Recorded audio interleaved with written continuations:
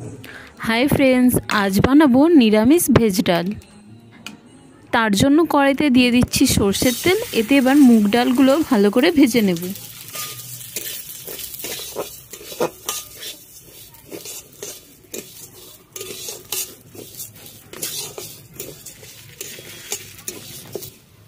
ডালটা ভালো করে ভাজা হয়ে গেলে এতে দিয়ে দেব পরিমাণ মতো জল।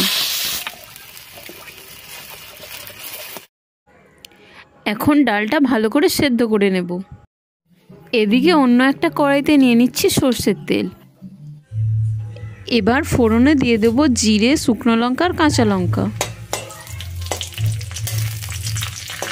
এটা অল্প একটু ভাজা ভাজা হয়ে গেলে এতে দিয়ে দেবো কাজু কিশমিশ। এরপর একে একে সবজিগুলো অ্যাড করে দেব। দিয়ে দিচ্ছি গাজর, বিনস, কড়াইশুঁটি। এবার এতে অল্প একটু লবণ দিয়ে ভালো করে নাড়াচাড়া করে নেব। আমি এখানে 3 রকমের সবজি ব্যবহার করেছি, তোমরা চাইলে আরও অনেক রকমের সবজি ব্যবহার করতে পারো।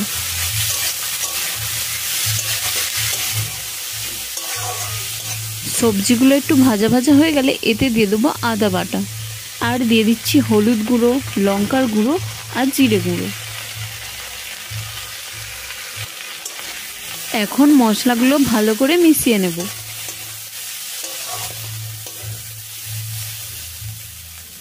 মশলাটা মেশানো হয়ে গেলে এতে আগে থেকে সেদ্ধ করে রাখা ডালটা দিয়ে দেব। প্রথমে অল্প একটু ডাল দিয়ে ভালো করে মিশিয়ে নেব, এরপরে পুরো ডালটা দিয়ে দেব।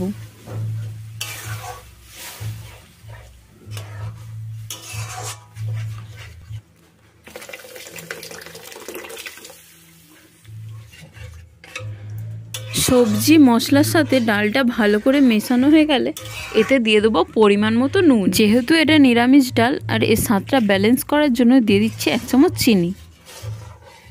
নুন আর চিনি ভালো করে মেশানো হয়ে গেলে ডালটা কিছুক্ষণ ফুটতে দেব।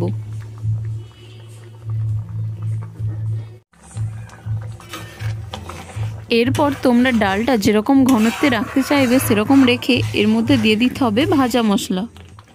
ভাজা মশলা বলতে আমি এখানে জিরে, ধনে আর শুকনো লঙ্কা একসাথে গুঁড়িয়ে নিয়েছি। মশলাটা এবার মেশানো হয়ে গেলেই তৈরি হয়ে যাবে আমাদের ভেজ ডাল। দেখো কত সহজেই তৈরি হয়ে গেল নিরামিষ ভেজ ডাল।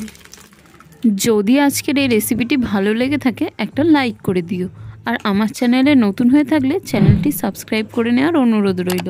আজ এখানেই শেষ করছি, আবার দেখা হবে নতুন কোনো রেসিপি নিয়ে।